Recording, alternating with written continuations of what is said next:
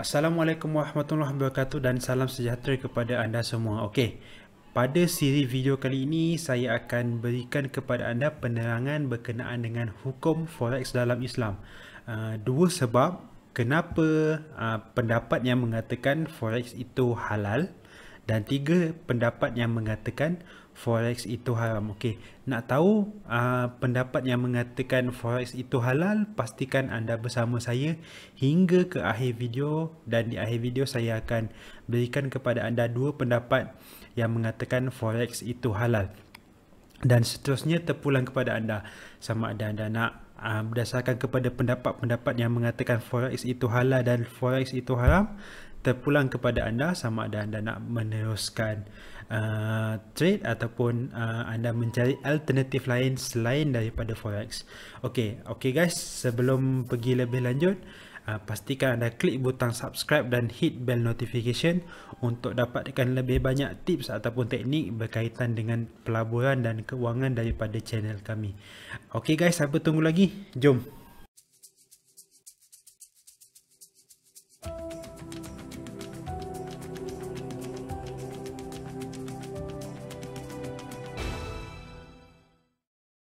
Hukum forex. Okey, tiga pendapat ini adalah pendapat yang mengatakan forex itu adalah haram. Okey, untuk pengetahuan anda, untuk info lanjut berkenaan dengan semua pendapat-pendapat ini, anda cek di video description di bawah. Saya ada sertakan link ke blog saya di mana saya ceritakan dengan detail jugalah berkenaan dengan hukum, contoh-contoh dan lain-lain. Okey, pendapat pertama adalah daripada Majlis Fatwa Kebangsaan. Yang kedua adalah pandangan daripada Dr. Aznan Hassan dan yang ketiga adalah pandangan daripada Ustaz Zaharuddin. Okey, untuk hukum forex halal pula, pendapat daripada Ustaz Ahmad Dasuki dan pandangan daripada sahabat saya lah, Ustaz AA. Ustaz AA ni siapa? Tunggu hingga ke akhir video lah. Okey, Majlis Fatwa Kebangsaan. Actually untuk Majlis Fatwa Kebangsaan, anda boleh baca sendiri di dalam blog saya. Penerangan dia begitu panjang dan untuk video kali ini saya ambil penerangan yang paling sikit. Maksudnya kesimpulan. Okey, saya baca satu persatu. Menurut Majlis Fatwa Kebangsaan, sehubungan itu mesyuarat bersetuju memutuskan bahawa perdagangan pertukaran mata wang asing iaitu forex oleh individu secara lani spot melalui platform elektronik yang ada pada masa ini adalah haram kerana ia bercanggah dengan kehendak syarak dan juga tidak sah dari sisi undang-undang negara. Selaras itu, umat Islam adalah dilarang daripada melibatkan diri dalam perdagangan mata wang seumpama ini.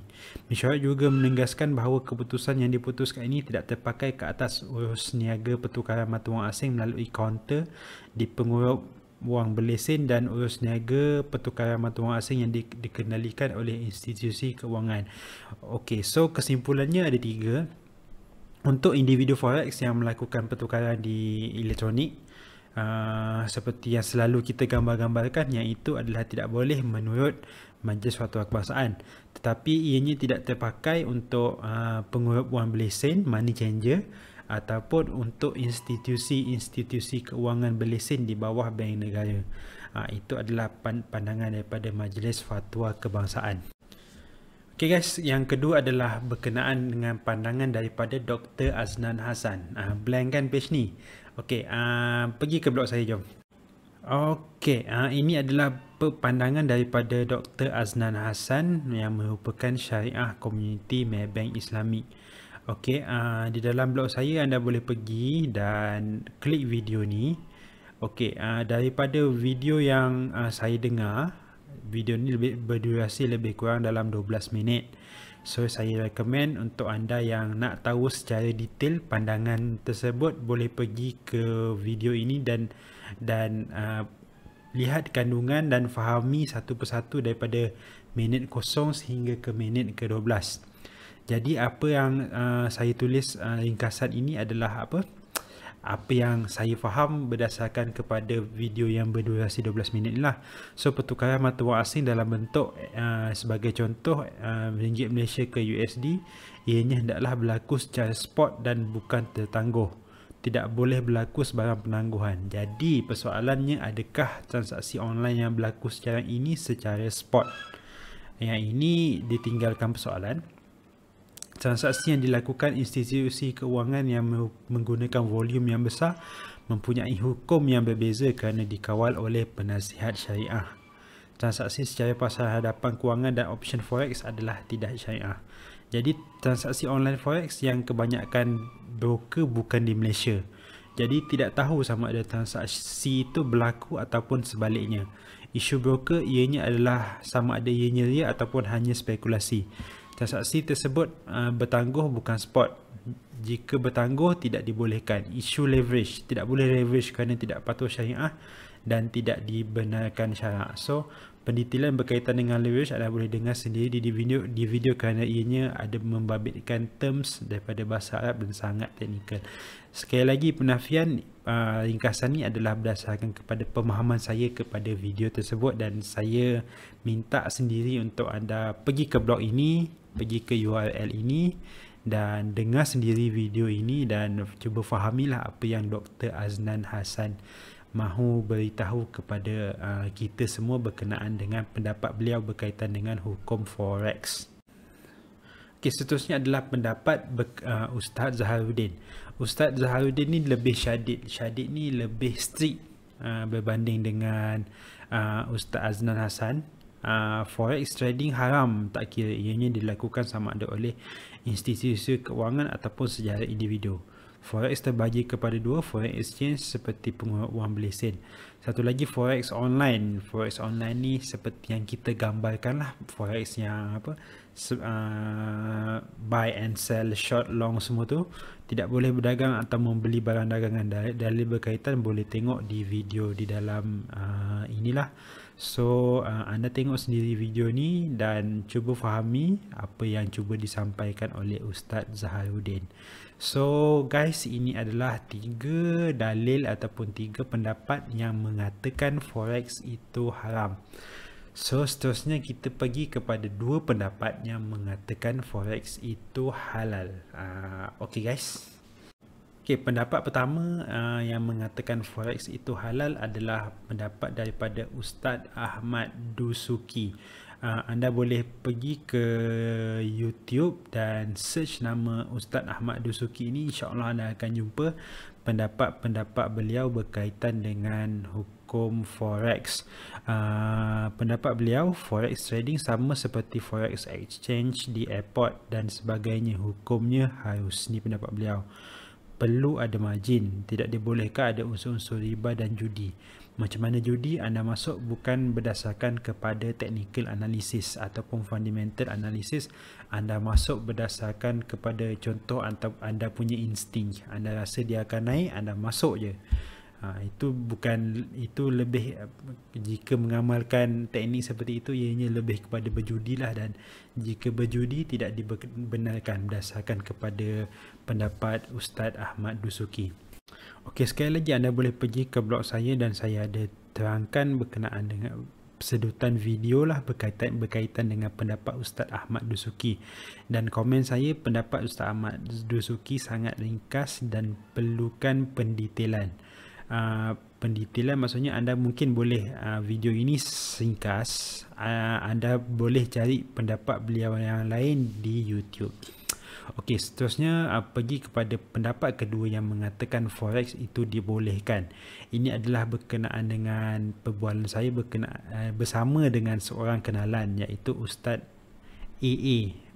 Nak tahu siapa Ustaz tu, bolehlah PM saya. Okey, Ustaz tu buat kesimpulan kalau anda nak trade forex ada 3 syarat yang anda perlu patuhi ataupun broker anda perlu patuhi. Yang pertama, syarat pertama, kena spot. Maksudnya transaksi itu bukan transaksi yang bertangguh lah, kena spot. Yang kedua, jangan ambil option leverage. Sebab sekarang ni forex memang bagi banyak leverage. So kena full margin. Kalau tak full margin tu, maksud dia tidak dibolehkan lah. Dan yang ketiga, pair dengan currency saja, tak boleh pair dengan selain currency. Okay. Bila ramai yang tanya, actually kalau anda tengok komen di bawah di dalam blog ini, mana broker yang tawarkan apa tu, broker yang tawarkan ketiga-tiga syarat ini. Kalau anda nak tahu, saya pun tak tahu sebab saya bukanlah seorang trader forex. Saya lebih kepada futures trader. Saya trade saham dan saya juga trade futures seperti FCPO, crude oil saya tak trade lah. Soybean oil saya trade. So option, sebab ada option yang lain, saya lebih gemar untuk trade komoditi berbanding dengan forex ni lah, sebab ada banyak pendapat yang mengatakan ianya boleh dan ianya tak boleh. Okey, di dalam blog saya juga saya ada ceritakan berkenaan dengan beberapa alternatif lain lah. Yang pertama adalah futures crude palm oil. Ini adalah pasaran hadapan di Malaysia. Futures crude palm oil ni adalah pasaran hadapan kelapa sawit yang memang patuh syariah lah, taklah 100%. Maksudnya market ni adalah market yang patuh syariah dan anda boleh trade tanpa ragu-ragu lah, sama seperti forex. Ada long, ada short.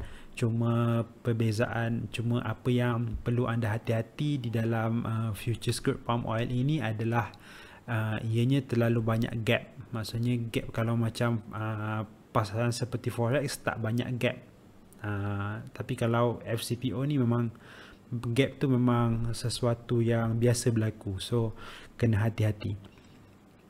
CPO ni ada physical delivery dan alternatif pasaran hadapan, alternatif market lain adalah soybean oil dan crude oil lah. Cuma crude oil ni memerlukan margin yang agak besar, so jika anda tiada masalah untuk margin, boleh cuba untuk trade crude oil. Kalau soybean oil ni margin dia taklah terlalu besar.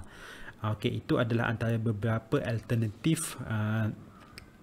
Kalau anda rasa ragu-ragu ataupun pandangan berkaitan dengan forex ini tak jelas, anda boleh pergi ke option ni lah, futures trade.